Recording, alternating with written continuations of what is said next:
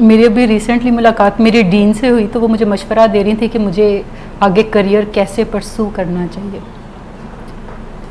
Advice तो बड़ी अच्छी होती है, रेडर्स से मिले तो वो और ज़्यादा। हाँ, लेकिन वो मुझे यूँ समझ रही थी एज इफ़ मैंने कोई अभी एमफिल कंप्लीट किया कंटिन्यूअस एजुकेशन के बाद, and I am still wondering what I should do and should not do. वो मुझे काफ़ी मोटिवेट कर रही थी कि मुझे कोई लेक्चरशिप ज्वाइन करनी चाहिए और फ्री में काम करना चाहिए, ताकि फिर मेरी स्किल डेवलप हो और फिर आगे जाकर मैं कुछ पैसे कमा सकूँ।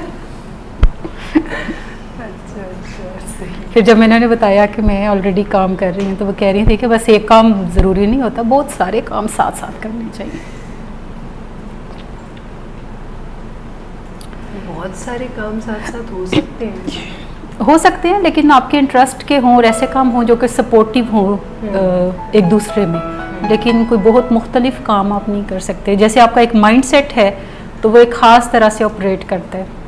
जो लोग बिज़नेस माइंडेड होते हैं या जो लोग खुद चाहते हैं कि वो पैसा कमा के खर्च करें, तो वो फिर एनजीओ सेक्टर में कामयाब नहीं हो सकते। एनजीओ सेक्टर के लिए आपको एक ख़ास माइंडसेट चाहिए कि मेरे पास पैसे हों या ना हों, मैं जनरेट करूँगा सोसाइटी से और फिर कुछ करूँगा। एक माइंडसेट है कि मैं खुद पैसा कमाऊँगा और फिर खुद कुछ करूँगा। सो ये दो मुख्तलिफ माइंडसेट है।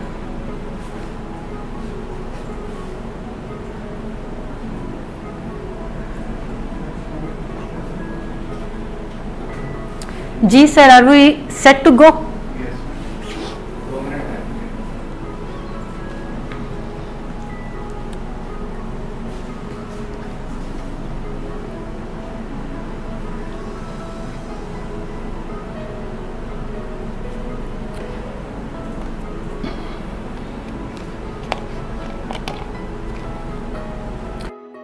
दरमियान में किसी का कोई सेशन वगैरह है? 2 बजे आपका है? आप तो हर कैमरा में आ नहीं रही हैं, आप तो उठ के जा सकती हैं। आपका है, फिर आप एंड पे चले जाएं, मिस हाजरा को इधर कर दें। आपने क्या करना है 2 बजे? इंडोर सेशन है। पेशेंट किसी के साथ? अच्छा, आपके पास तो टाइम भी फिर स्लॉट आगे पीछे हो सकता है ना? क्योंकि आपका मैंने देखती हूँ अक्सर के टाइम नहीं लिखा होता, बस काम लिखा होता आपका। चलो,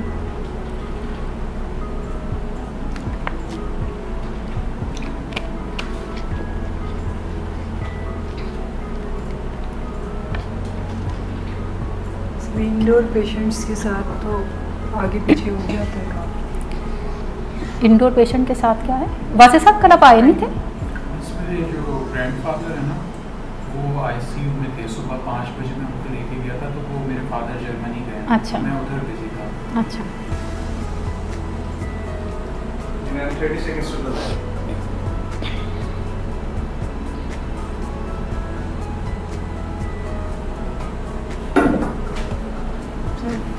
चुटकी दे दीजिएगा।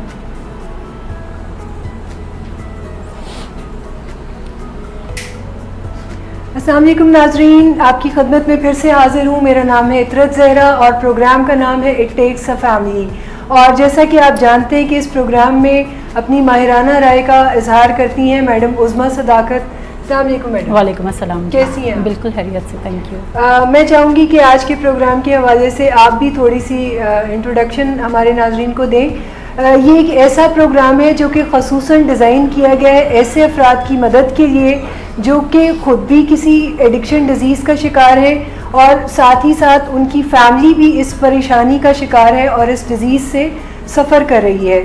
नाज़रीन, मैं आपको बताना चाहूँगी कि ये एक ऐसी रिलैप्सिंग ब्रेन डिज़ीज़ है जिसमें मैनेजमेंट के अलावा चारा कुछ भी नहीं है, जिसमें कि इस बीमारी को ऑल द टाइम मैनेज करना पड़ता है। और हम आपको ऐसे ही स्किल्स से अवेयर करते हैं इस प्रोग्राम के थ्रू जिसमें कि हम मैनेजमेंट सिखाएं।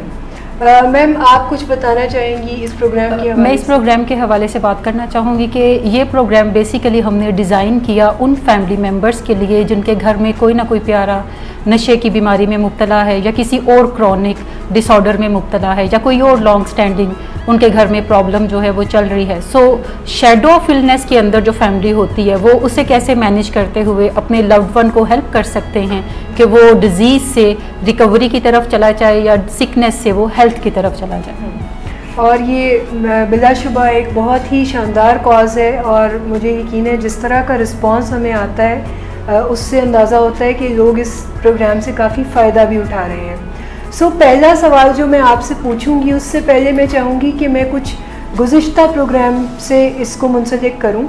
गुज़िश्ता प्रोग्राम में हमने बात की थी मोटिवेशन की और हमने ये बात भी की थी कि मोटिवेशन एक ऐसा फैक्टर है जो कि लॉन्ग लास्टिंग नहीं है और ये एक वक्ती सी कैफियत का नाम है कि दिन के किसी भी हिस्से में अगर हम अपनी मोटिवेशन का जायज़ा लें तो वो एक जैसी नहीं रहती। अब जो चीज़ फ्लक्चुएट कर रही है वो डिज़ीज़ की मैनेजमेंट के लिए नाकाफ़ी है।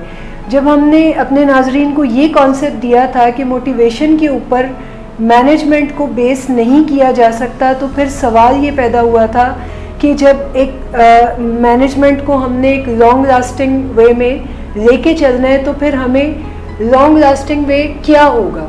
अच्छा, मोटिवेशन कोई एक फैक्टर ज़रूर हो सकता है जो कि किसी चेंज को इनिशिएट करने में हेल्प देता है, लेकिन हम सारे ही लोग जो किसी ना किसी एक लॉन्ग स्टैंडिंग प्रॉब्लम के साथ या किसी एक पेचीदा मसले के साथ होते हैं, हम यूजुअली किसी एक फैक्टर से ही उस मसले को हल करने की कोशिश करते हैं और मेनली वो फैक्टर जो है वो मोटिवेशन का ही होता है।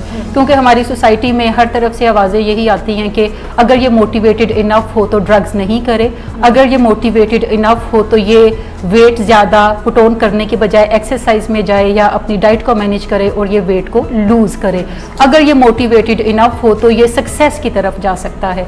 लेकिन हम वो सारे अदर फैक्टर्स जो हैं वो भूल जाते हैं या वो हमें नज़र नहीं आते जो कि मोटिवेशन के साथ साइड बाय साइड जो है वो काम कर रहे होते हैं। सो पहली चीज़ तो हमें ये करनी पड़ेगी कि मोटिवेशन को कोई एक फैक्टर ज़रूर कंसीडर करें, लेकिन उसके बाद हमें वो टूल्स को या अदर फैक्टर्स को भी जानने की ज़रूरत है और उन्हें फिर अप्लाई करने की ज़रूरत है जो कि किसी एक परमानेंट चेंज को लाने के लिए हमारी मदद कर रहे होते हैं। ठीक है। अच्छा, ये जहाँ हम बात करते हैं कि विल पावर जो है वो इतनी इनफ नहीं है और आपने भी जैसे बड़े ही खूबसूरती से आपने बताया कि कुछ फैक्टर्स अदर फैक्टर्स के ऊपर भी काम किया जाना चाहिए, यानी कुछ ऐसे स्किल्स जो हैं वो अप्लाई करने चाहिए। तो फिर ये स्किल पावर इनफैक्ट है क्या?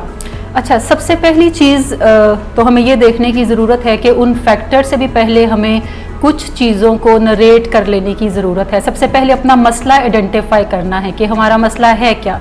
मोस्टली जब फैमिलीज़ हमारे पास आती हैं किसी भी अपने प्यारे की नशे की बीमारी के लिए तो वो बारहा ये सवाल पूछती हैं कि पेशेंट कौन है हम में से, क्या हम मरीज़ बन चुके हैं या वो मरीज़ है जो घर में बैठा शराब पी रहा है या घर में बैठा ड्रग्स कर रहा है और वो ऑफिस नहीं जाता या वो स्कूल कॉलेज में नहीं जाता। हम दोनों पार्टियों में से पेशेंट कौन है। तो मैं बारहा फैमिलीज़ को भी ये बताती हूँ कि पेशेंट कोई एक आइडेंटिफाइड है। फिर फैमिलीज़ ये सवाल करती हैं कि क्या मसला हम हैं या वो हमारा प्यारा मसला है। तो फिर उन्हें बताया जाता है कि मसला ना आप है ना आपका प्यारा मसला है, बल्कि जो अल्कोहलिज्म की बीमारी है वो एक्चुअल प्रॉब्लम है जिसको आइडेंटिफाई करने की ज़रूरत है ताकि फिर उसकी मैनेजमेंट के लिए कोई काम किया जाए। एक बहुत सादा सा असूल ये है कि जब भी हम कोई मसला हल करना चाहते हैं तो सबसे पहले हम एक्चुअल मसला आइडेंटिफाई कर लें कि एक्चुअल मसला वही है जो हमें सरफेस पे नज़र आता है या बीनीथ द सरफेस कोई और पावर चल रही है जो प्रॉब्लम है एक्चुअली और हमें उसे एड्रेस करने की ज़रूरत है। सो सबसे पहले तो अपना मसला आइडेंटिफाई करें, फिर उस मसले को कोई नाम दे दें, कोई XYZ कोई भी नाम आप मसले को दे दें। जैसे अल्कोहलिज्म डिजीज़ है, जैसे कंडक्ट प्रॉब्लम जो है वो कोई एक डिसऑर्डर है, जैसे डायबिटीज़ है, जैसे कार्डियोवैस्कुलर प्रॉब्लम है, कोई ना कोई उस मसले को नाम दे दें जो कि आपको सराउंडिंग में भी नज़र आ सकता है या आप कोई खुद से नाम जो है वो निकाल सकते हैं और उस प्रॉब्लम को कोई नाम दे सकते हैं। फिर जब हम बात करते हैं उस मसले को सॉल्व करने के लिए या स्किल पावर की बात करते हैं तो फिर हमें कोई बिहेवियर्स को आइडेंटिफाई करना है जो उस मसले को हल करने में हमें कामयाबी दिला सके। यूजुअली जब भी हमें कोई प्रॉब्लम दरपेश होता है तो हम लोगों से मशवरा करते हैं, या तो हम इंडिविजुअली खुद ही सल्व करते रहते हैं, फिर कुछ लोगों से मशवरा करते हैं और जो भी हमारे करीब के लोग जो हैं मशवरा देते हैं हम उस मशवरे पे अमल करते हैं ये जाने बगैर कि क्या उन्होंने कभी उस मसले को हल करने की कोशिश की या अगर कभी कोशिश की तो उन्हें क्या कामयाबी मिली या नाकामी मिली।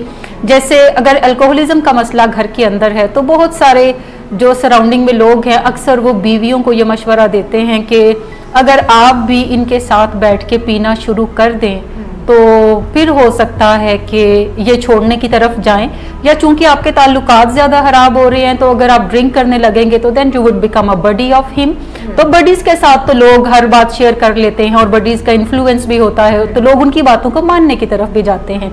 अब ये तमाम मशवरे हमें सराउंडिंग से मिलते हैं, और बहुत सारी वाइफ्स ऐसी होती हैं जब वो हमारे पास पहुँचती हैं तो यूजुअली या तो वो ड्रिंक साथ कभी ना कभी उन्होंने की होती है या कर रही होती हैं, या फिर उन्होंने उनकी ड्रिंकिंग को कंट्रोल करने के लिए एक मेथड जो अपनाया होता है कि वो खुद डाल के देती हैं ताकि उनके सामने एक मखसूस मिकदार में ही उनके हस्बैंड जो है वो ड्रिंक करने की तरफ जाएं। सो ये जो मसाइल को हल करने के लिए हम अपने इर्द गिर्द से हेल्प लेते हैं, ऐसे लोगों से जिन्होंने कभी वो मसला हल नहीं किया हुआ, तो उसकी बजाय हमें थोड़ा सा दूर देखने की ज़रूरत होती है। हमें ऐसे लोगों को चूज करने की ज़रूरत है जिन्होंने वो मसला हल कर लिया है, या ऐसे घरों में झांकने की ज़रूरत है जहाँ पे वो मसला मौजूद नहीं है, हालात उन जैसे हैं लेकिन मसला मौजूद नहीं है। सो इसका मतलब है कि ये जो दोनों ख़ानदान हैं जहाँ पे मसला था और वो उसको हल कर चुके हैं, या जहाँ पे हालात उन जैसे हैं लेकिन वो मसला एग्जिस्ट नहीं करता, तो यकीनन वो कुछ मुख्तलिफ करते हैं।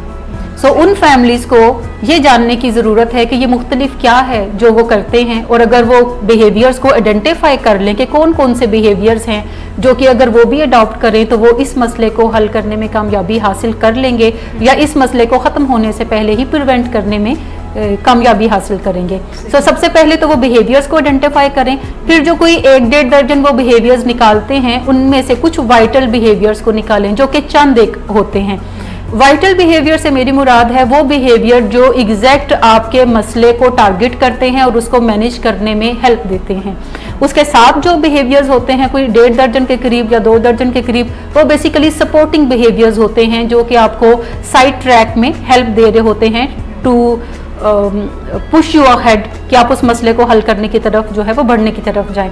सो वाइटल बिहेवियर्स को हमें आइडेंटिफाई करना है जो डायरेक्टली हिट कर रहे होते हैं उस प्रॉब्लम को, और वो कोई 2 या 4 वाइटल बिहेवियर्स होते हैं जो कि अगर फैमिली ढूंढती है देख के कौन से लोग हैं जो हल कर रहे हैं और क्या बिहेवियर्स मुख्तलिफ हैं और उनमें से अपने वाइटल बिहेवियर्स ढूंढती हैं, तो उनके लिए इस मसले को फिर हल करना आसान हो जाता है। सो ये जो हम बात कर रहे हैं कि मसला आइडेंटिफाई करें, फिर कुछ बिहेवियर्स को ढूंढें, फिर कुछ वाइटल बिहेवियर्स को उनमें से आइडेंटिफाई करें जो कि तादाद में चंद एक होंगे, और फिर उन वाइटल बिहेवियर्स को डेलिबरेटली प्रैक्टिस भी करें।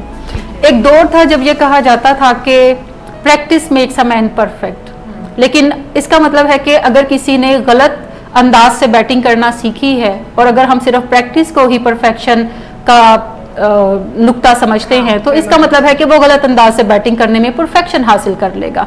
सो परफेक्ट प्रैक्टिस से मुराद ये है कि जो सही बैटिंग करना सीखता है, अगर कोई आप उससे सीखेंगे जो सही बैटिंग करना सीखता है या सही एंगल्स आपको बता सकता है और फिर आप उसको प्रैक्टिस करते हैं, तो इसका मतलब है कि आप एक अच्छा नतीजा जो है वो एंड पे चाह सकते हैं। सो जो भी बिहेवियर्स आप सीखते हैं उनको डेलिबरेटली प्रैक्टिस करें।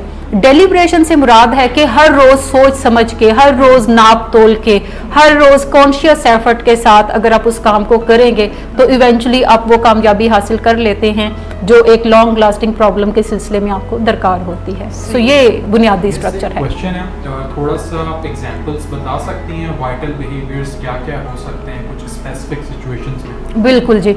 अच्छा, वाइटल बिहेवियर से मुराद है कि जैसे एक एग्जांपल अगर मैं आपके साथ शेयर करूं कि एक बड़े हॉस्पिटल के अंदर प्रॉब्लम ये था कि उनका जो क्वालिटी स्कोर था वो ग्रेजुअली डिक्लाइन करता जा रहा था। लाइक 13 मंथ्स कंसेक्टिवली उनका क्वालिटी स्कोर जो है वो डिक्लाइन कर रहा है। अब उन्होंने बैठ के मैनेजमेंट ने ये सोचना शुरू किया कि प्रॉब्लम कहाँ पे है, जहाँ पे वो नहीं मीट उसको कर पा रहे, जिसकी वजह से उनकी क्वालिटी डिक्लाइन कर रही है और पेशेंट्स उनके पास आने की बजाय जो है वो किसी और इदारों की तरफ जा रहे हैं। सो इवेंचुअली जब मैनेजमेंट बैठी तो आमतौर पे हमारे जहनों में आता है कि ये कोई होगा कि लोग पंचुअल नहीं होंगे, लोग अपना काम जिम्मेदारी से नहीं कर रहे होंगे। हमें बज़ाहिर इन बिहेवियर्स में हमें लगता है कि शायद कोई चेंज लेकर आई जाए तो उससे कोई पॉजिटिव रिजल्ट निकलेगा, बट इवेंचुअली उन्होंने स्टडी किया अपने 4000 एम्प्लॉइज़ के अंदर कि वो कौन से एम्प्लॉइज़ हैं जो कि अभी तक बेहतर रिजल्ट्स देते हैं, उसको हम टॉप परफॉर्मर्स अगर कंसिडर करें, और कौन से ऐसे उनके एम्प्लॉयज़ हैं जो कि जिनका क्वालिटी जो है वो डिक्लाइन कर रहा है, अंडर परफॉर्मेंस है जो। सो टॉप परफॉर्मेंस को जब उन्होंने स्टडी किया कि वो क्या मुख्तलिफ करते हैं जो कि दूसरे लोग नहीं करते, तो उन्होंने 5 बिहेवियर्स को उसमें से निकाला। नंबर 1 आप सुन के हैरान होंगे कि वो स्माइल बहुत ज़्यादा करते थे। नंबर 2 कि वो अपने क्लाइंट को पूछते थे कि आप किस मकसद के लिए आए हैं और मैं आपको क्या करवाऊंगा जिससे आपको कोई फ़ायदा मिलेगा। और नंबर 3 कि वो एट द एंड जब कॉन्वर्सेशन खत्म हो जाती थी तो वो उनसे ये भी पूछते थे कि जो आपका मसला था क्या आप स्टिल कोई प्रॉब्लम को आइडेंटिफाई करते हैं या स्टिल कोई इंफॉर्मेशन आपको मुझसे चाहिए। ठीक, सो ये कोई चंद वाइटल बिहेवियर्स थे जो कि उन्होंने क्रिएट किए एंड इवेंचुअली जब उन्होंने उन वाइटल बिहेवियर्स को ऑर्गेनाइजेशन में प्रैक्टिस किया तो अगेन उन्होंने देखा कि उनकी परफॉर्मेंस जो थी ओवरऑल हॉस्पिटल की वो इम्प्रूव हुई। सो वाइटल बिहेवियर्स एक्चुअली वो नहीं होते जो एक कॉमन सेंस अप्रोच बताती है। वाइटल बिहेवियर्स आपको आइडेंटिफाई करने होते हैं कि एग्जैक्टली क्या चीज़ है जो कि उस मसले को डायरेक्टली हिट करेगी जो कि मसला हमें दरपेश है। बिल्कुल, इनको तलाश करना पड़ता है, इन्हें तलाश करना पड़ेगा और हो सकता है कि मेरा और आपका मसला सिमिलर ही हो और आपने चंद वाइटल बिहेवियर्स निकाले हो, लेकिन हो सकता है सेम मसले में मुझे कुछ डिफरेंट वाइटल बिहेवियर्स को निकालना हो और फिर उनके मुताबिक मुझे काम करना हो। बड़ी शानदार मालूमात आपने दी हैं और मैं चाहूँगी कि कुछ एडिक्शन डिजीज़ की मैनेजमेंट के हवाले से आप कुछ ऐसे फैक्टर्स हमें बताएं जिन फैक्टर्स के ऊपर हम अमल दरामद करके ना सिर्फ मरीज़ बल्कि वो फैमिलीज़ यानी दोनों मिलके इस बीमारी से फाइट कर सकें। अच्छा, जैसे मैंने अभी वाइटल बिहेवियर्स की बात की तो बज़ाहिर सुन के लगता होगा कि बहुत आसान है, अब चंद वाइटल बिहेवियर्स अपनाएं और उन्हें निकालें और उन पे प्रैक्टिस करना शुरू करें और मसला सॉल्व हो जाएगा। बट एक्चुअल मसला उसके बाद दरपेश होता है जब आप वाइटल बिहेवियर्स को आइडेंटिफाई कर लेते हैं और उसके बाद भी रिजल्ट्स इंप्रूव नहीं होते, तो इसका मतलब है कि उन वाइटल बिहेवियर्स के पीछे कुछ फैक्टर्स काम कर रहे होते हैं जो इनविजिबल होते हैं, जिसकी वजह से वो हमें रिक्वायर्ड रिजल्ट्स जो हैं या डिजायर्ड रिजल्ट्स जो हैं वो हम लेने में नाकाम रहते हैं। सो मैं उन फैक्टर्स का जिक्र करना चाहूंगी जो इन वाइटल बिहेवियर्स के पीछे काम कर रहे होते हैं। सो सबसे पहले परसिस्ट करने में या उस चेंज को लाने में जो कि रिक्वायर्ड है। जैसे अगर आप स्माइल की सिंपली बात करते हैं कि जब भी आप किसी से इंटरेक्शन करें तो आप स्माइल पास करें, उसका हाल अहवाल पूछें, फिर उसे बताएं कि हम आज क्या काम करेंगे और किस पे काम करेंगे। बज़ाहिर सुनने में ये जितना आसान लगता है, लेकिन जब आप प्रैक्टिकली इसको अप्लाई करने की तरफ जाते हैं तो हो सकता है कि आपके सारे के सारे एम्प्लॉयज़ उसके ऊपर अमल ना कर सकें। किसी को मुस्कुराना ही पसंद नहीं है, कोई वैसे ही रिजर्व रहता है, तो आप कैसे आप पॉसिबल करेंगे कि वो मुस्कुराने की तरफ जाए। आपके कहने से शायद मुस्कुराना उसके लिए पॉसिबल ना हो, या आपके कहने से क्लाइंट को सेशन के एंड में या फिर अपना कोई भी इंटरेक्शन है उसके इख्तिताम पे क्लाइंट से ये पूछना उसके लिए पॉसिबल ना हो कि इज देयर एनीथिंग जिसमें मैं आपको हेल्प कर सकता हूँ, अभी कोई आपका सवाल बाकी रहता है जो आप पूछना चाहते हैं। सो अदर फैक्टर्स की बात करते हैं जिसमें सबसे पहला फैक्टर जो है ये पर्सनल मोटिवेशन है। पर्सनल मोटिवेशन से मुराद है कि कोई फर्द खुद को कितना इनफ मोटिवेटेड कंसिडर करता है उन वाइटल बिहेवियर्स को अप्लाई करने में, क्या वो मोटिवेटेड है या वो मोटिवेटेड नहीं है। सो सबसे पहली चीज कि हम उस मोटिवेशन को परसिस्ट कैसे कर सकते हैं। बज़ाहिर हमें लगता है कि अगर हम अपने घर में उस बच्चे को जो कि ड्रग एडिक्शन का शिकार है, अगर हम वर्बल परसुएशन से उसको कहते रहेंगे कि तुम छोड़ दो, तुम मत किया करो, ये जिंदगी अजाब कर देने वाली बात है, तो वो शायद एक दिन समझ जाएगा और वो अपने रवैयों को चेंज करेगा और ड्रग्स करना छोड़ देगा। ऐसा नहीं होता। लेक्चरिंग का मोड जो है वो एग्जैक्टली ऐसा फैमिलीज बारहा करके देखती हैं और इवेंचुअली वो यही नतीजा निकालती हैं कि ऐसा नहीं होता। और हमारे पास जब फैमिलीज आती हैं तो उनमें से हर ही फैमिली से मुझे ये सुनने को मिलता है कि हमने हजारों तरीके इस्तेमाल किए और वो कारगर नहीं हुए, और अब आप जो बता रहे हैं ये कितना कारगर होगा। तो मैं उन्हें यही बताती हूँ कि इससे पहले जो हजारों तरीके थे, एक तो वो हजारों नहीं थे, कोई 6-4 आपने इस्तेमाल किए और वो लंबे अरसे तक इस्तेमाल किए और उससे वो रिजल्ट नहीं मिलते। सो आपने इवेंचुअली कुछ भी करना फिर आपने छोड़ दिया। सो इंट्रिंसिक मोटिवेशन के अंदर से कोई मोटिवेशन कैसे उभरती है, हमें ये किसी के अंदर इनकलकेट करने के लिए वर्बल परसुएशन से काम नहीं होगा या जुबानी बातचीत से काम नहीं होगी, हमें उसे उस एक्सपीरियंस में से गुजारना पड़ेगा, जिसको आप कहते हैं कि उसको किसी नए तजर्बे के अंदर से गुजारना पड़ेगा। प्रैक्टिकली कोई फील्ड ट्रिप जैसी कोई चीज होगी जिसमें से अगर वो ड्रग्स करता है और उसको प्लेयर आता है, जब वो ड्रग्स नहीं करेगा तो उसका ख्याल है कि वो बदमजा होगा। सो हम कैसे उसको इस फील्ड ट्रिप में से गुजारें कि वो ड्रग्स नहीं करेगा और फिर भी उसकी ज़िंदगी आसान होगी या इसको मज़ा आएगा। सो उसको किसी नए तजर्बे में से गुजारना, किसी ऐसे तजर्बे में से जिसमें कुछ अर्सा के लिए ड्रग्स से वो ऑफ रहे और उसके अंदर कोई पॉजिटिव चेंजेस जो है वो आना, जिससे उसके अंदर कोई मोटिवेशन डिवेलप हो कि वो ड्रग्स को छोड़ने पर आमादगी जो है वो जाहिर करे। सो एक तो चीज़ कि हम नए तजर्बात में से उसको गुजारें। अगर वो नए तजर्बात जो हैं वो हम उसको एग्जैक्टली नहीं उसमें से गुजार सकते, तो फिर साइंटिस्ट कहते हैं कि वकेरियस एक्सपीरियंसेस यूज करें।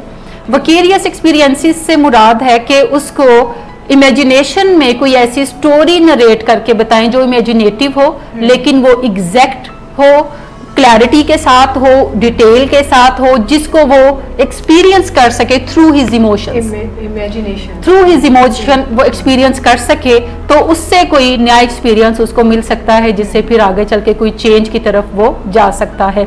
अगर आप अल्कोहलिक एनोनिमस का फॉर्मेट देखें तो उसमें बेसिकली लोग ड्रिंक छोड़ नहीं रहे होते, लेकिन जब वो जाके वहाँ पे स्टोरी सुनते हैं ऐसी जो कि पेशेंट्स दूसरे बता रहे होते हैं कि हमने कैसे ड्रिंकिंग छोड़ा या हम कैसे इसको पॉसिबल बनाया और हमें क्या क्या तकलीफ़ें आई नशा करने की वजह से, और जब हमने नशा छोड़ा तो हमें क्या तकलीफ़ें आई और उसके साथ साथ हमें क्या रिलैक्सेशन मिली लाइफ के अंदर या क्या हमें सहूलतें मिली, तो फिर पेशेंट के लिए उस ट्रीटमेंट में से गुजरना आसान हो जाता है जो उसके लिए बड़ा हवा होता है। उसको एक मंजिल नजर आ रही होती है, ये पॉसिबल है, अगर ये लोग कर सकते हैं तो फिर मैं भी कर अच्छा, जब भी आप किसी को बदलने की बात करते हैं तो हर एक शख्स के अंदर दो बुनियादी सवाल किसी भी चेंज को लेकर होते हैं। अगर आप वो ओवरकम कर लेते हैं तो इसका मतलब है कि आप उसके अंदर कोई चेंज जो है वो लाने में कामयाबी से उसको प्रोसेस को शुरू कर लेंगे। फर्स्ट स्टेप के तौर पे सबसे पहला क्वेश्चन जो होता है कि ये जो मुझे कहा जा रहा है, इज इट वर्थ इट, क्या ये कोई अहमियत रखता है मेरे लिए? ठीक। दूसरा सवाल जो बड़ा अहम है वो ये है कि कैन आई डू इट, क्या मैं इसको कर भी सकता हूँ या मैं नहीं कर सकता। और अगर हम ऐसे पेशेंट्स की बात करें जो अल्कोहलिज्म या ड्रग एडिक्शन में मुब्तला होते हैं और अगर आप उनसे ट्रीटमेंट की बात करें या फैमिली जब ट्रीटमेंट की बात करती है तो पहले दो ही सवाल उनके जहन में आते हैं कि इज इट वर्थ इट, क्या ये मेरे लिए अहम है कि नशा छोड़ूं और क्या मैं छोड़ ही सकता हूं। और अगर इन दोनों सवालों का जवाब नफी में उसके अंदर से आता है तो फिर वो आपके बताए हुए कुलिये पे आमादा नहीं होगा। सो आपको कुछ ऐसी चीजें करना पड़ेंगी जो कि उसको मोटिवेट भी कर सके और उसकी एबिलिटी को भी इंक्रीज कर सके। जब हम स्किल पावर की बात करते हैं तो इसमें मोटिवेशन के साथ साथ एबिलिटी को भी इंक्रीज करने की बात की जाती है ताकि वो इनेबल कर सके, जिससे उसकी मोटिवेशन और इनहेंस हो और वो उस चेंज के प्रोसेस का हिस्सा बन सके। सो पहली चीज के उन तजर्बात में से गुजारना, अगर तजर्बात में से वो उसको फिजिकली नहीं गुजार सकते तो कम से कम ऐसी स्टोरीज की तरफ लेकर जाना जो कि उन डिटेल्स के साथ हों, क्लैरिटी के साथ हों, जिसको वो महसूस कर सके और उस चेंज की तरफ जाने के लिए आमादा हो सके। दूसरी एक चीज है कि मुहर्रकात को भी बदलना, नए तजर्बात को एक्सपीरियंस करना और फिर नए मुहर्रकात को भी बनाना कि क्यों जरूरत है उसको कि वो ड्रग्स छोड़ दे। और यहाँ पे जैसे अगर मैं बात करूं कि हम कोई एक प्लेयर है जो कि गेम खेलना चाहता है और आप गेम वो जब खेलता है तो साथ में एक स्कोर बोर्ड ऐड कर देते हैं, नंबर्स उसको मोटिवेट करते हैं कि मेरी 50 बन गई, 60 हो गए, 70 हो गए, नंबर्स उसको मोटिवेट करते हैं। इंट्रिंसिक मोटिवेशन जो है वो लाइव करते हैं टू डू मोर और वो 100 तक जाने की कोशिश जो है वो करता है। अब अगर उस स्कोर बोर्ड के साथ आप अपने कंट्री का प्राइड भी अटैच कर लेते हैं तो फिर क्या डिफरेंस क्रिएट होगा। बिल्कुल, उसके पर्सनल मोटिवेशन में और उसकी पर्सनल एबिलिटी पे भी इसका बहुत ज्यादा इफेक्ट आएगा। फिर मोटिवेशन उसकी ज्यादा इंक्रीज हो जाएगी बिकॉज अब वो सिर्फ अपने लिए नहीं खेल रहा, पीछे करोड़ों लोग बैठे हैं जो उसको खेलता देख रहे हैं और उसको पता है कि अगर मैं यहाँ पे 100 बना के जाऊंगा तो मेरे कंट्री का जो प्राइड है वो ज्यादा अटैच्ड है उसके साथ। अब वो अपना तन मन धन लगा के उस 100 को पूरा करने की कोशिश करेगा या मैच को जितवाने की कोशिश करेगा। सो पर्सनल मोटिवेशन में ये दो चीज़ें या दो फैक्टर इंपॉर्टेंट है कि एक तो अगर किसी के अंदर मोटिवेशन नहीं है तो अपने तजुर्बात में से उसको गुजारें, नंबर 2 नए मुहर्रकात उसको दें जिसके साथ वो अटैच कर सके, अपनी कामयाबी को लिंक्ड कर सके और फिर वो उस कामयाबी में आपका हिस्सा जो है, अपना हिस्सा जो है वो डालने की तरफ आमादा हो जाए। ये आपने बड़ी शानदार मिसाल दी है कि जिसमें हम समटाइम अनडिजायरेबल को डिजायरेबल भी बना देते हैं और हम अपनी मोटिवेशन यानी इस स्किल के थ्रू हम अपने मोटिवेशन को बरकरार रख सकते हैं। नेक्स्ट क्वेश्चन जो मैं आपसे पूछूंगी कि हम पर्सनल एबिलिटीज़ के ऊपर कैसे काम कर सकते हैं जब किसी शख्स में एबिलिटी नहीं है, यानी अक्सर पेशेंट्स को हम देखते हैं जिसमें हमें ये या लेमैन अप्रोच ये होती है कि ये काम करने के एबल ही नहीं है, ये छोड़ ही नहीं सकते हैं, अक्सर उनके ऊपर एक स्टेटमेंट जो है वो मार्क कर दी जाती है। अच्छा, पर्सनल एबिलिटी की जब हम बात करें तो हम अक्सर देखते हैं कुछ ऐसे बिलीव्स जो हमारे साथ चल रहे होते हैं, जैसे अगर किसी का वज़न ज़्यादा है तो उसके पीछे ये भी एक फैक्टर हो सकता है कि वो एक ख़ास कास्ट से बिलोंग करता है। जैसे कश्मीरियों में ये कॉन्सेप्ट है कि उनका वज़न कभी कम नहीं होगा और बहुत खाबे हैं और बहुत खाने हैं। और एक टाइम था कि जब मेरा भी ये बिलीव था कि चूंकि मैं कश्मीरी हूँ तो मेरा वेट जितना है वो ठीक ही लगता है, but eventually I learn through my experience के वेट का आपकी कास्ट से कोई कनेक्शन नहीं होता। फिर ये भी हमारा माइंडसेट होता है कि हम कुछ खास काम नहीं कर सकते और ये बिलीव्स हम अपने पेरेंट्स से सीखते हैं। जैसे ये सीखना कि आप अच्छे कम्युनिकेटर नहीं बन सकते, आप अच्छा कोई डिज़ाइनिंग नहीं कर सकते, या आप कोई आईटी डिपार्टमेंट में नहीं जा सकते because you don't have a talent to do this. जब हम टैलेंट्स की बात करते हैं तो ये कोई एक चीज़ है, जब हम स्किल्स की बात करते हैं तो ये कोई दूसरी चीज़ है।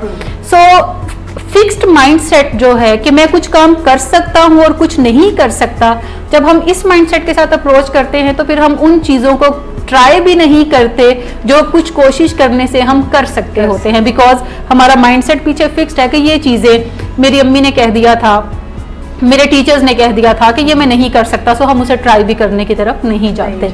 सो फिक्स्ड माइंडसेट की बजाय हमें ग्रोथ माइंडसेट अपनाने की ज़रूरत है। जैसे ये बिलीफ हमारी सोसाइटी में काफ़ी कॉमन है कि कोई भी जो पेशेंट है अल्कोहलिज्म या ड्रग एडिक्शन का, वो ठीक नहीं हो सकता, और वो ठीक उस वक्त तक नहीं हो सकता जब तक वो खुद नहीं चाहता। सो ये एक फिक्स्ड माइंडसेट है। जबकि ग्रोथ माइंडसेट क्या है कि जिस भी चीज़ को मैं ट्राई करूँगा, जिस भी चीज़ को मैं करने की तरफ जाऊँगा, मैं उसमें कुछ ना कुछ इम्प्रूवमेंट्स ज़रूर ले आऊँगा। हर बंदा जो है वो एक्सीलेंस पे नहीं पहुँचता, लेकिन जो लोग एफर्ट करते रहते हैं वो अगर एक्सीलेंस पे नहीं पहुँचते तो उससे कोई एक आध दर्जा ज़रूर करीब पहुँच जाते हैं, जिससे उनकी ओवरऑल परफॉर्मेंस जो है बेहतर हो जाती है, या जो मसला वो हल करना चाह रहे होते हैं वो हल कर सकते हैं। सो ग्रोथ माइंडसेट के साथ हमें चलने की ज़रूरत है कि कोई भी चीज़ हम सीख के कर सकते हैं। इसी तरह जो फैमिलीज़ हमारे पास आती हैं, अगर वो काउंसलिंग के दौरान उन स्किल्स को सीखती हैं कि अपने पेशेंट के साथ इंटरेक्ट कैसे किया जाए, उसको असर्ट कैसे किया जाए, क्या चीज़ें हैं जो अनडिस्कसेबल घर में हैं उसको डिस्कसेबल बनाया जाए, बातचीत की जाए, तो इवेंचुअली वो उसको ओवरकम करने में कामयाब हो सकती हैं। सो एक तो चीज़ पर्सनल एबिलिटी के कोई भी स्किल का सेट है। अगर कोई कम्युनिकेशन बेहतर बनाना चाहता है तो वो कोई उसकी ट्रेनिंग ले सकता है और उस ट्रेनिंग को फिर डेलिब्रेट प्रैक्टिस के थ्रू अप्लाई कर सकता है, तो वो अच्छा कम्युनिकेटर बन सकता है। लेकिन हम में से कितने लोग हैं जो अपनी एबिलिटी पे फोकस करते हैं टू इनहेंस दिस। जैसे अगर मैं एक छोटा सा एग्जांपल शेयर करूं कि लाहौर में हर रोज़ तकरीबन कोई 3 दर्जन सेमिनार या वर्कशॉप ज़रूर होते होंगे जहाँ पे लोगों को वो मुख्तलिफ एबिलिटीज़ या स्किल्स को इम्प्रूव करना सिखाते हैं। लेकिन हर रोज़ कितने लोग हैं जो कि उन ग्रुप्स या सेमिनार्स का हिस्सा बनते हैं या वर्कशॉप का हिस्सा बनते हैं? बहुत कम तादाद आपको देखने में नज़र आती है। लेकिन हर रोज़ लाहौर में कोई 8,000 से 10,000 रेस्टोरेंट्स हैं और होटल्स हैं या ढाबे हैं। हर रोज़ आप कितने लोगों को देखते हैं जो वहाँ जाते हैं और खाबे उड़ाते हैं?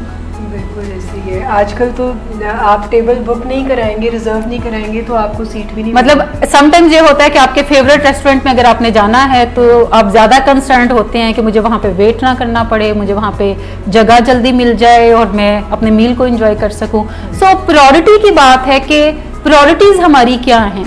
स्किल सेट अगर हमने सीखना है तो हमें स्किल को एक्वायर करना पड़ेगा और उसको प्रैक्टिस करना पड़ेगा, और फिर ही हम उस चीज़ को अप्लाई करने की तरफ भी जा सकते हैं। लेकिन ये तयशुदा है कि हम कोई भी स्किल जो है वो एक्वायर कर सकते हैं। जो डिसेबिलिटी होती है वो कोई मेंटल डिसेबिलिटी है कि अगर कोई मेंटली डिसेबल है तो वो भी अब काफ़ी सारी चीज़ें सीख कर अपनी लाइफ को मैनेज कर सकते हैं। बिल्कुल, अब ट्रेनिंग से आप ऐसे लोगों के साथ भी उनकी भी लाइफ को नॉर्मलाइज कर सकते हैं कि वो कम से कम अब जैसे अगर आप अमेरिका में देखें तो बहुत सारे ऐसे बच्चे जो कि डिसेबल कंसिडर किए जाते हैं हमारी सोसाइटी में और उन्हें लोग घरों में बंद करते हैं, वो अपने अपने बिजनेसेस वहाँ पे कर रहे हैं और स्मॉल बिजनेस वो अच्छे तरीके से कर रहे हैं, कम्युनिकेट कर रहे हैं। So it's about the training कि आप एबिलिटी कितनी किसी की इन्हेंस कर लेते हैं जिससे चीज़ें उसके लिए पॉसिबल हो सकती हैं। और एक छोटी सी बात यहाँ मैं भी ऐड करना चाहूँगी कि पिछली सदी की रिसर्चेस ये कहा करती थी कि कुछ चीज़ें आप में इनिशिएट करती हैं, कुछ चीज़ें आप में कुदरती तौर पे मौजूद होती हैं, गॉड गिफ्टेड होती हैं, और आप उन्हीं चीज़ों को डेवलप करके अपने साथ आगे जा सकते हैं। मगर इस सदी की जो इनकलाब है वो यही है कि आप अगर किसी भी ऐसी चीज़ को जिसे आप देख रहे हैं, पसंद कर रहे हैं, आपकी एबिलिटी उसमें गॉड गिफ्टेड है या नहीं है, आप डेवलप कर सकते हैं। इन चीज़ों को सीखा जा सकता है और सीख के आप अपनी ज़िंदगी में आसानियाँ पैदा कर। अच्छा, यहाँ पे मैं एक रिसर्च शेयर करना चाहूँगी। डॉक्टर वॉलमार्ट मिशेल हैं जो कि 1965 में उन्होंने एक एक्सपेरिमेंट किया जिसको मार्शमेलो एक्सपेरिमेंट कहते हैं, और उन्होंने 4 ईयर के कुछ बच्चों को कलेक्ट किया एक लेबोरेटरी के अंदर और उन्हें एक मार्शमेलो या एक कुकी आप कंसिडर करें उन्हें दी और कहा कि अगर आप 15 मिनट्स तक ये कुकी नहीं खाएंगे और मैं रूम से बाहर जा रहा हूँ और मेरे वापस आने तक अगर ये कुकी मौजूद होगी आपके टेबल पे तो मैं आपको 2 कुकीज़ दूंगा। ठीक, और मुश्किल में डाल दिया बच्चों को, बट उनमें से जब वो 15 मिनट्स के बाद वापस आए तो कुछ बच्चों ने कुकीज़ खा लिए, कुछ बच्चों ने कुकीज़ नहीं खाए और उन्होंने 2 कुकीज़ उन्हें दिए रिवॉर्ड के तौर पे और फिर उन्हें ट्रेस किया 40 इयर्स तक। सो 4 डिकेड्स के दौरान उन्होंने 12 बच्चों को देखा गया कि वो बच्चे क्या कर रहे हैं और देखा गया कि जिन बच्चों ने कुकीज़ नहीं खाए थे या मार्शमेलो नहीं खाया था वो बच्चे ओवरऑल लाइफ के अंदर प्रोग्रेस ज़्यादा करते नज़र आ रहे थे, और जिन बच्चों ने कुकीज़ अपने खा लिए थे उनके अंदर ना सिर्फ एंगर बहुत ज़्यादा था, कंपेलिंग था, बल्कि स्टडीज़ में उनके लो ग्रेड्स थे, नॉर्मल अपनी लाइफ के अंदर वो वेल एडजस्टेड नहीं थे। ये वो बच्चे थे जो ड्रग्स भी कर रहे थे और इनके ताल्लुकात भी दूसरों के साथ ठीक नहीं थे, इम्पल्सिव थे। सो यहाँ से ये कॉन्सेप्ट जो है एक डिलेड ग्रेटिफिकेशन का वो सामने नजर आया कि अगर आप ग्रेटिफिकेशन को डिले करने के में कामयाब हो जाते हैं तो इसका मतलब है कि आप फिर बाद में ज्यादा बड़े रिवॉर्ड्स की तरफ जा सकते हैं।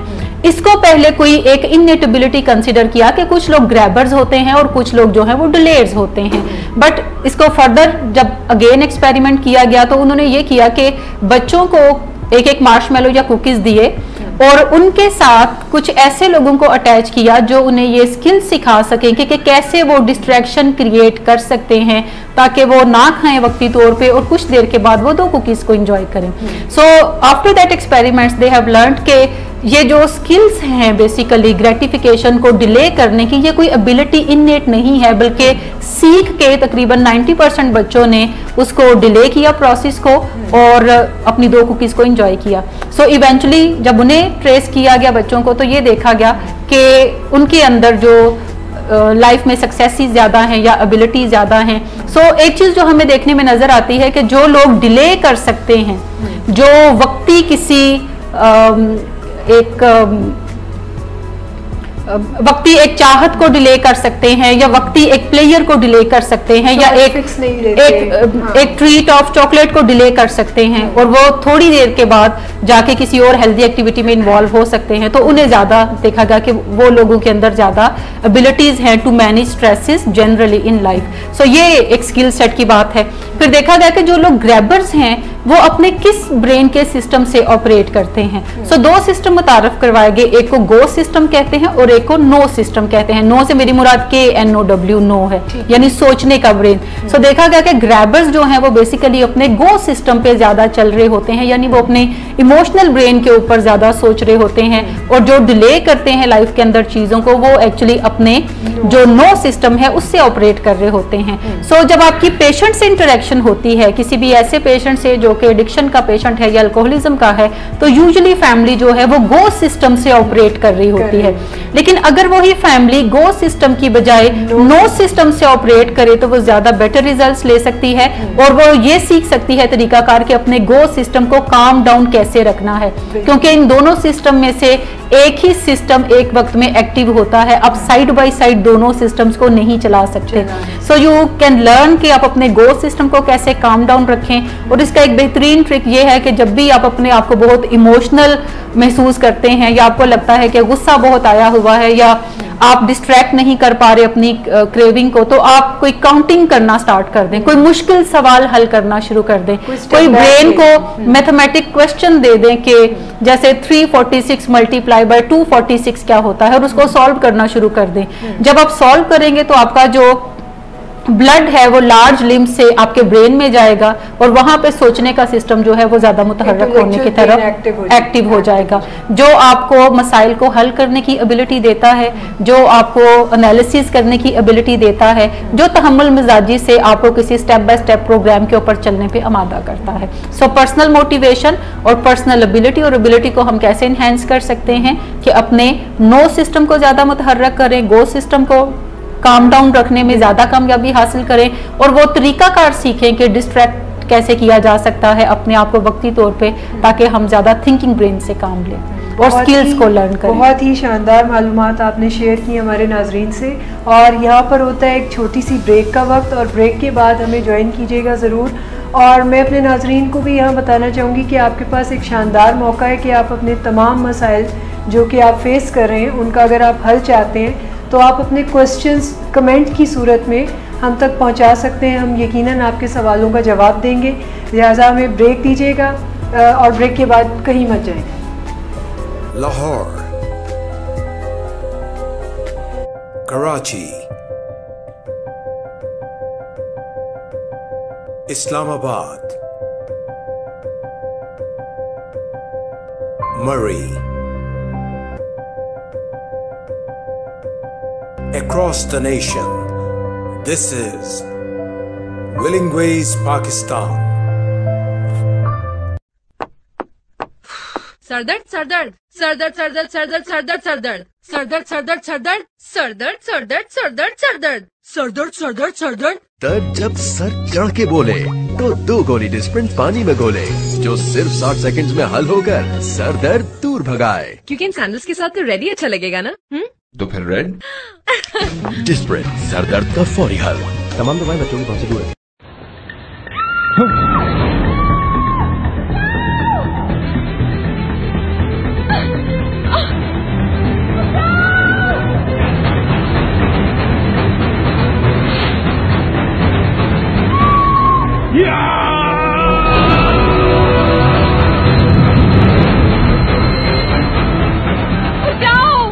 चाहता तो हूँ पर कैसे बचाऊं? कॉल से पैसे बचाऊं तो एसएमएस का खर्चा, एसएमएस से बचाऊं तो मोबाइल इंटरनेट का खर्चा, कार्ड लोड करने पे टैक्स का खर्चा, हर कॉल के अलग चार्जेस और इजाफी टैक्स का खर्चा। कैसे बचाऊं? यूफोन सुपर कार्ड से। अरे यूफोन सुपर कार्ड लोड करवाओ और बचत के साथ साथ सुकून भी पाओ। ना कोई रेट का हिसाब किताब, ना इजाफी टैक्स और ना ही किसी किस्म के कॉल चार्जेस। तो फिर यूफोन से मिलाओ और पैसे बचाओ। अब लड़की को बचाता हूँ। कहाँ गई? Thank you.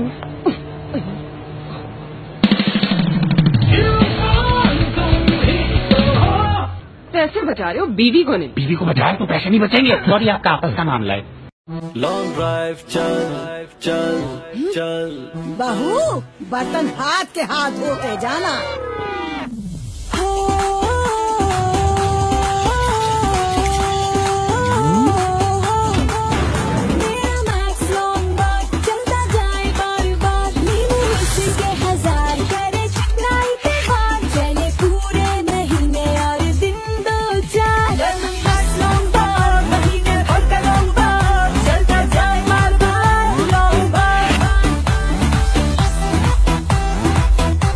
चले लॉन्ग ड्राइव। जल्दी चलो, देर हो रही है। महीने में बस एक बार पाकिस्तान का नंबर 1 लेमन मैक्स लॉन्ग बार। अभी घर पहुंचा ही था क्या? इलायची की महक, यकीनन माँ ने चाय बनाई होगी, वरना बेगम और इलायची वाली खास चाय। यहाँ घूट लिया, वहाँ माँ का हाथ चूम लिया, और जब नया तरंग इलायची देखा तब जाना कि असल कमाल तो बेगम के हाथ में था। गलती से मिस्टेक हो गई, वरना सर्दियों में छत पर सोने का शौक नहीं है मुझे। नया तरंग इलायची दे हर प्याली को शुरू से आखिर तक, असल इलायची का महकता मजा। तरंग, चाय का सही जोड़। लाहौर, कराची, इस्लामाबाद, मरी, across the nation, this is Willing Ways, Pakistan. Welcome back नाजरीन। ब्रेक पे जाने से पहले हम बात कर रहे थे कि मोटिवेशन में पर्सनल मोटिवेशन और पर्सनल एबिलिटी को किस तरह इन्हांस किया जा सकता है, और मैडम उज़मा ने हमें बहुत ही शानदार टिप्स दिए थे कि हम किस तरह अपने नो ब्रेन को ऑफ करके हम अपने हम अपने गो ब्रेन को ऑफ करके हम अपने नो ब्रेन को एक्टिवेट कर सकते हैं। अब मैं थोड़ा सा इसी गुफ्तगू को आगे बढ़ाना चाहूँगी और मैं मैडम उज़मा से ये पूछना चाहूँगी कि मैडम क्या हम अपनी सोशल मोटिवेशन या सोशल एबिलिटीज़ के ऊपर भी काम कर सकते हैं? बिल्कुल। ये जो तीसरा फैक्टर है जिस पे मैं बात करना चाहूँगी वो बेसिकली सोशल मोटिवेशन के ऊपर है कि सिर्फ पर्सनल मोटिवेशन से ही बात नहीं बनती जब हम कोई मसला हल करना चाहते हैं, बल्कि हमें कुछ स्किल्स भी सीखना पड़ती हैं उस मसले को हल करने के लिए, और फिर हमें कुछ अफरादी कुव्वत भी दरकार होती है जो हमें अपने गोल को हासिल करने के लिए मोटिवेट रख सके। एक रिसर्च ये बताती है कि कोई भी एक इंडिविजुअल जो है वो जो ऑर्डिनरी सिटीजन हैं उनके ऊपर काफ़ी इन्फ्लुएंस कर सकता है। और जैसे हम देखते हैं कि सियासी माहौल काफ़ी गर्म है आजकल का, और उसमें हम देखते हैं कि कोई एक लीडर तब्दीली का नारा लगा के लोगों को अट्रैक्ट करता है, दूसरा एक लीडर मुल्की सालमियत की बात करके लोगों को मोटिवेट करता है, तीसरा एक लीडर जो है वो मजहबी अकायद की इम्प्लीमेंटेशन, मजहबी अकायद पे जो इम्प्लीमेंटेशन है स्ट्रॉन्ग, वो उनकी बात को करके लोगों को अपनी तरफ मतवज्जो करते हैं। So there are other basically political parties, जैसे एक पॉलिटिकल पार्टी है जो नजरियाती एजेंडा दे के लोगों को अपनी तरफ माइल करने की कोशिश करते हैं। सो ऊपर अगर हम टॉप पे देखें तो कोई एक लीडर है जिसका एक एजेंडा है, वो अपने एजेंडे को फुलफिल कर खुद अकेला नहीं कर सकता और उसे अफरादी कुव्वत दरकार है। ये अफरादी कुव्वत जो है वो अपने सराउंडिंग में बिखरे हुए लोगों से कलेक्ट करता है और उन्हें अपने काज में शामिल करता है। रिसर्च ये बताती है कि जब कोई एक इंडिविजुअल हजारों लाखों करोड़ों लोगों पर असरअंदाज हो सकता है, तो बिल्कुल वैसे ही हजारों लाखों इंडिविजुअल्स जो हैं वो उस एक इंडिविजुअल पर भी असरअंदाज हो सकते हैं। जिसका मतलब ये है कि अगर हम इसको घर की सतह के ऊपर लेकर आए और ऐसे मसले में जहाँ पे अल्कोहलिज्म और एडिक्शन का मसला है, तो कोई एक पेशेंट जो अल्कोहलिज्म या ड्रग एडिक्शन के मसले पे है वो अपने पूरे घर के निज़ाम को बदल कर रख देता है, पावर सारी अपने हाथ में लेता है और उन्हें अपनी उंगलियों के इशारों पे चलाने की कोशिश करता है।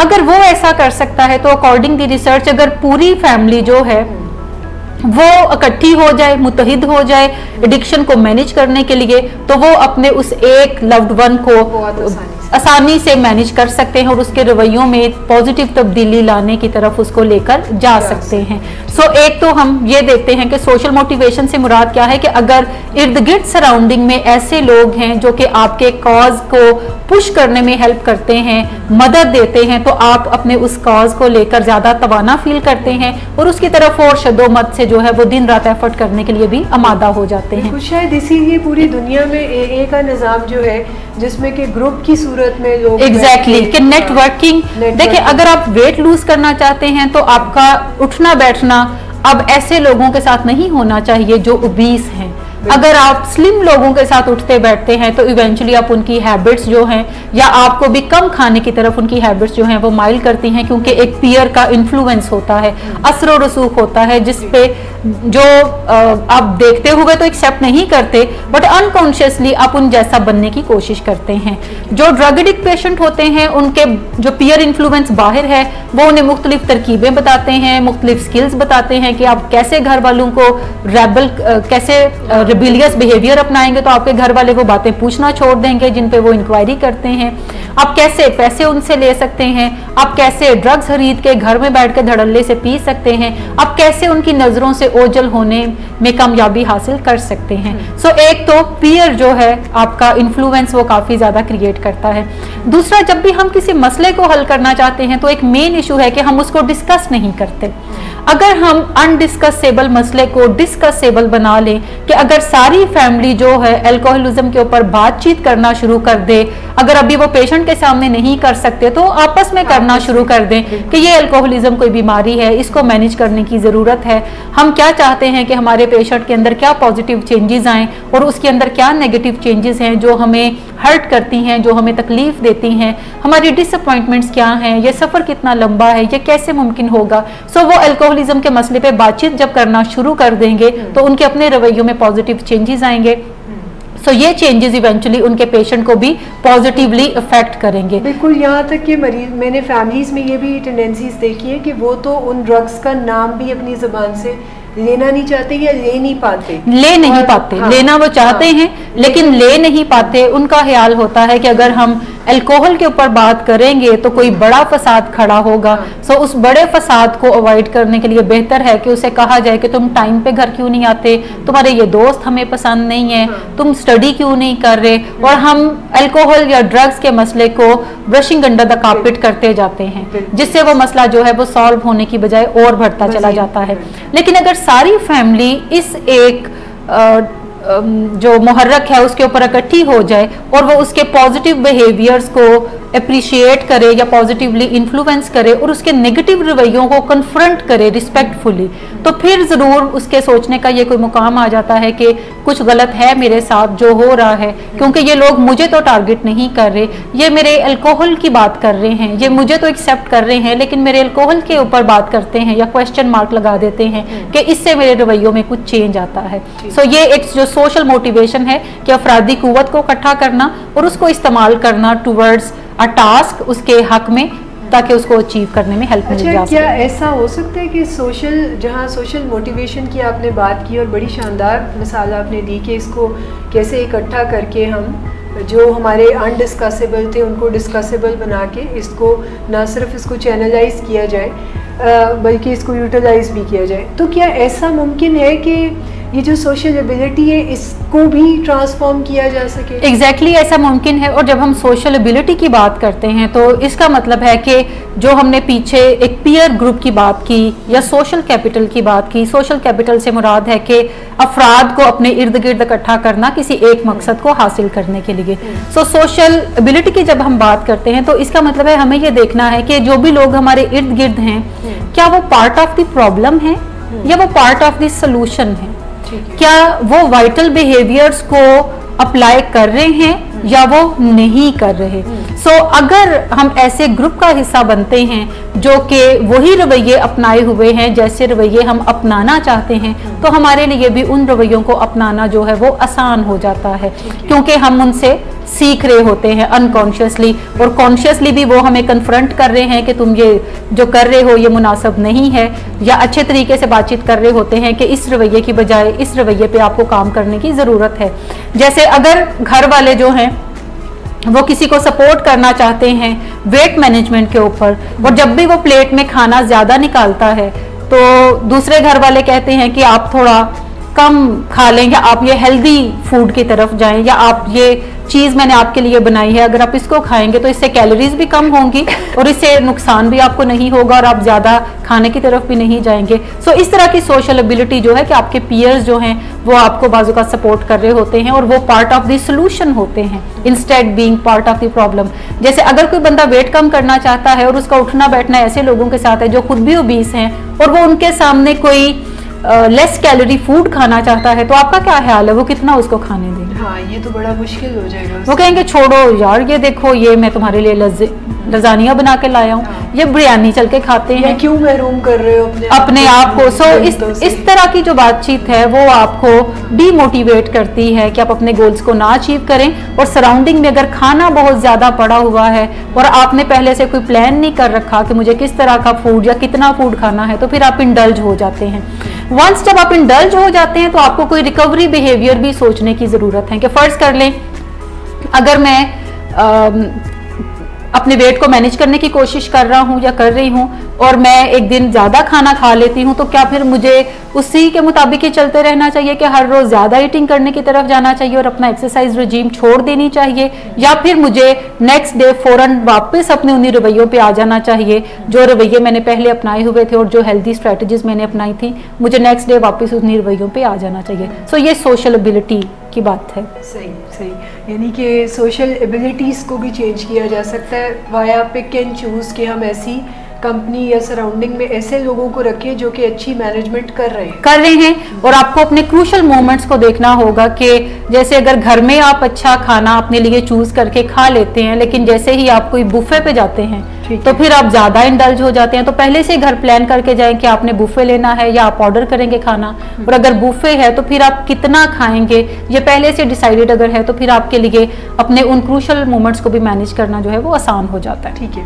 अच्छा अब मैं आपसे ये बात करना चाह रही हूँ कि जो मोटिवेशन का आपने यहाँ पे हवाला दिया कि कुछ पर्सनल होता है, कुछ सोशल मोटिवेशन होता है और कुछ एबिलिटीज़ होती हैं जो कि पर्सनल मोटिवेशन को भी इन्हांस कर सकती हैं और सोशल मोटिवेशन को भी इन्हांस कर सकती हैं। तो क्या कोई स्पेसिफिक स्ट्रक्चर है जिस स्ट्रक्चर के अंदर रह के मोटिवेशन को इन्हांस किया जा सकता है? अच्छा, हमने इससे पहले बात की है कि किसी भी शख्स की अपनी मोटिवेशन और अपनी स्किल लर्न करना उस मसले को मैनेज करने के लिए जो मसला उसको दरपेश है। दूसरी हमने बात की कि वो अफरादी कुव्वत से भी हेल्प ले, क्योंकि वो ऑल अलोन बड़ा मसला नहीं हल कर सकता। ये बिल्कुल ऐसे ही है कि जैसे अगर हम माउंट एवरेस्ट पे जाना चाहते हैं तो हम अकेले ही सीख कर नहीं चल पड़ेंगे, बल्कि हमें अफरादी कुव्वत भी दरकार होगी जो उस लंबे प्रोजेक्ट में हमारी हेल्प करे और हमें मोटिवेट भी करे और इनेबल करे हमें टू अचीव दैट गोल। तीसरी एक चीज है स्ट्रक्चरल मोटिवेशन और स्ट्रक्चरल एबिलिटी। स्ट्रक्चरल मोटिवेशन से मुराद है कि हमें ये भी जानने की ज़रूरत है कि बहुत सारी ऐसी चीज़ें जो हमारे सराउंडिंग में होती हैं, जैसे लाइटिंग है कमरे की, कलर है, या इसके इर्द गिर्द पड़ा जो स्ट्रक्चर है, ये भी एक ताकत रखती हैं। और टेम्परेचर कंट्रोल है, ये भी एक ताकत रखती हैं और ये हमारे मसले को हल करने में या उसमें हर्डल क्रिएट करने में काफ़ी बड़ा रोल प्ले करती हैं। सो सबसे पहले तो ये जो इनविजिबल पावर है चीज़ों की, हमें उसको विजिबल करने की ज़रूरत है। हमें आइडेंटिफाई करने की ज़रूरत है कि कौन सी चीज़ कैसे मेरे गोल को इफेक्ट करती है। फ़र्ज़ करें अगर कोई शख्स जो है वो टेम्परेचर 26 के ऊपर या 24 के ऊपर पढ़ने का आदी है, और ऐसे बच्चे को अगर जब आप एग्जामिनेशन हॉल में 36 के टेम्परेचर पे बिठा के एग्जाम लेते हैं तो आपका क्या ख्याल है वो कितना अच्छा परफॉर्म कर सकेगा? बिल्कुल, उसकी तो मोटिवेशन जो है वो ज़मीन पे आ जाएगी और उसकी एबिलिटी भी जो है वो डाउन हो जाएगी, वो प्रोड्यूस नहीं कर सकेगा जो कि वो 24 टेम्परेचर पे प्रोड्यूस करता है। सो सिर्फ टेम्परेचर की थोड़ी बहुत तब्दीली से ही काफ़ी बड़े चेंजेस जो हैं वो हमें सामना करने पड़ते हैं। सो इसी तरह जब हम बात करते हैं स्ट्रक्चर के हवाले से, तो इसका एक एग्जाम्पल ये है कि जैसे अगर आप रेस्टोरेंट्स में जाएं तो वहां पे आप देखते हैं कि काफी dark colours, red, yellow use किए होते हैं उन्होंने, और उसके साथ साथ काफी फास्ट म्यूजिक भी चल रहा होता है। सो लाइटिंग डिम होती है। ये सारा स्ट्रक्चर जो है ये आपको इनेबल करता है to eat more, to eat fast, और जल्दी जल्दी खाना खा के आप जल्दी जल्दी वो जगह भी छोड़ दें क्योंकि उनके कुछ और ग्राहक पीछे जो है वो आ रहे हैं, और आपको बार बार आने पे भी मोटिवेट करती है, आमादा करता है। सो अब आपको समझ नहीं आती कि अचानक आपको फास्ट फूड क्यों इतना पसंद आने लगा, अचानक आपको जो फ्रेंच फ्राइज हैं वो क्यों अच्छे लगने लगे, लेकिन जो पीछे सारे फैक्टर्स जो हैं वो आपको मोटिवेट कर रहे होते हैं टू परफॉर्म सर्टन बिहेवियर्स, और इवेंचुअली वो आपकी हैबिट्स को भी फॉर्म कर रहे होते हैं। सो हम इन सारे फैक्टर्स को हमें आइडेंटिफाई करने की जरूरत है कि जो चीज़ों की ताकत है उसको अंडरस्टैंड करने की ज़रूरत है, और ये चीज़ों की ताकत कैसे काम कर रही होती है। अच्छा, जब हम स्ट्रक्चरल मोटिवेशन की बात करते हैं तो इसमें दो और चीज़ें बड़ी इंपॉर्टेंट हैं, एक जिसको हम रिवॉर्ड कहते हैं और दूसरी जिसको हम पनिशमेंट कहते हैं। यूजुअली जब हम किसी भी एक मसले को हल करने की कोशिश करते हैं तो लोग रिवॉर्ड या पनिशमेंट से ही हल करने की कोशिश करते हैं। सो ये कोई एक पांचवा फैक्टर है किसी भी लॉन्ग स्टैंडिंग तब्दीली के अंदर कि आप थ्रेट दे के किसी का बिहेवियर रोकने की कोशिश करें या आप रिवॉर्ड देके कोई बिहेवियर प्रमोट करने की कोशिश करें। So when we choose reward तो हमें साइंटिफिकली देखने की ज़रूरत है कि क्या जो रिवॉर्ड हम देना चूज कर रहे हैं उससे पर्सन मोटिवेट होने की बजाय उसका वो बिहेवियर डिक्लाइन तो नहीं कर रहा। एट टाइम्स हम ये समझते हैं कि जैसे बहुत सारी ऑर्गेनाइजेशन में employ of the month certificate दिया जाता है, या स्कूल्स के अंदर जो है वो टीचर ऑफ द मंथ के सर्टिफिकेट्स दिए जाते हैं, कुछ शील्ड्स दी जाती हैं, कुछ बोनस भी उन्हें दिया जाता है। सो जब रिसर्च की गई तो देखा गया कि ऐसे जो भी रिवॉर्ड्स होते हैं वो शॉर्ट टर्म में भी ना तो अच्छा फील होता है उस पर्सन को, बल्कि लॉन्ग टर्म में भी उनके लिए ज्यादा प्रॉब्लम का बाइस बनते हैं। क्योंकि जब भी आप किसी को एम्प्लॉय ऑफ द मंथ एक को बना देते हैं तो दूसरे जो हैं उससे जेलस फील करते हैं, और जैसे ही वो अवार्ड लेके आपके पास से उन तक पहुंचेगा तो उसकी लेग पुलिंग जो है वो करना शुरू कर दी जाएगी। सो वो अवार्ड लेना उसके लिए कोई बहुत अच्छा एक्सपीरियंस नहीं है, क्योंकि जहां पे आप एक को स्टैंड आउट कर रहे हैं तो दूसरे डिमोटिवेटेड फील कर रहे हैं और उसके नतीजे में वो उसको भी डिमोटिवेट करेंगे। सो देखा यह जाता है कि किसी भी रिजल्ट को रिवॉर्ड करने की बजाय अगर आप एक खास बिहेवियर को जो कि उस रिजल्ट को गेन करने में हेल्प क्रिएट करता है, अगर आप उस पर कुछ इंसेंटिव्स दें और वो स्मॉल हो, ज्यादा बड़े इंसेंटिव्स बेशक ना हो, स्मॉल हो और कंटिन्यूअस हो और रैंडम हो, यानी हर दफा मत दें, दूसरी तीसरी दफा दें, लेकिन किसी एक बिहेवियर के ऊपर जब आप रिवॉर्ड करते हैं तो उस बिहेवियर के ज्यादा बेहतर होने के चांसेस जो हैं वो बढ़ जाते हैं। दूसरी चीज जो कि ऑपोजिट कंसिडर की जाती है वो पनिशमेंट है। अब पनिशमेंट फैक्टर को इतना एक्नॉलेज नहीं किया जाता, बल्कि कहा जाता है कि किसी को कोई सजा देने की बजाय अगर आप कोई रिवॉर्ड पीछे खींच लें तो वो भी अ सॉर्ट ऑफ पनिशमेंट है उसके लिए। लेकिन रिसर्च ये बताती है कि डायरेक्टली किसी को पनिशमेंट देने की बजाय आप पहले एक वार्निंग नोटिस जारी कर दें, जो कि वर्बल हो सकता है, जो कि किसी एक मीटिंग में हो सकता है, जो कि उसको बता सकते हैं आप उसमें कि आपका ये रवैया काबिल कबूल नहीं है, हम चाहते हैं कि आप अपने इस रवैये को मैनेज करें, अगर आप मैनेज नहीं कर सकेंगे फलां टाइम तक तो फिर हमें इवेंचुअली ये स्टेप लेना पड़ेगा, लेकिन हम कोई बड़े खुश नहीं होंगे। बादिलेना खास्ता काफी मुश्किल वर्ड था। सो हमें बादिलेना खास्ता जो है वो स्टेप लेना पड़ेगा, और ये स्टेप लेते हुए हमें कोई खुशी नहीं होगी बल्कि हम तकलीफ में होंगे। सो बेहतर है कि आप अपने इन रवैयों पे गौर कर लें। सो रिसर्च ये बताती है कि जब हम किसी को कोई ऐसी वार्निंग उसके किसी एक पर्टिकुलर बिहेवियर के बारे में देते हैं और आप ये भी इजहार करते हैं कि आप कोई बड़े खुश नहीं होंगे किसी एम्प्लॉय को जॉब से निकाल के, या आप कोई बड़े खुश नहीं होंगे किसी बच्चे को जो कि ड्रग्स करता है और ग्रेड्स कम लेता है उसको घर से निकाल के, या उसको पैसा ये देने बंद करके, या उसको अपनी गाड़ी जो है वो यूज नहीं करने देंगे, लेकिन आप बादिलेना खास्ता ऐसी चीजें करेंगे क्योंकि आपको लगता है कि लॉन्ग टर्म में इसमें उसी का कोई फायदा है। सो ये पनिशमेंट या जो रिवॉर्ड वापस लेना है और इंसेंटिव्स जब आप देते हैं तो आप खास रवैयों को या वाइटल बिहेवियर्स को इंसेंटिव्स देते हैं इंस्टेड ऑफ जो रिजल्ट्स होते हैं उसके, तो आपको इससे कोई बिहेवियर को मोटिवेट करने में भी हेल्प मिल सकती है। ये स्ट्रक्चरल मोटिवेशन जो है कि आप इर्द गिर्द की चीजों से कैसे जो इंट्रिंसिक चेंजेस मोटिवेशन की बजाय जो एक्सट्रिंसिक मोटिवेशन है वो आप कैसे किसी के अंदर यूज कर सकते हैं टू मोटिवेट द बिहेवियर। अच्छा, छठी चीज जो कि आखिरी है वो है स्ट्रक्चरल एबिलिटी।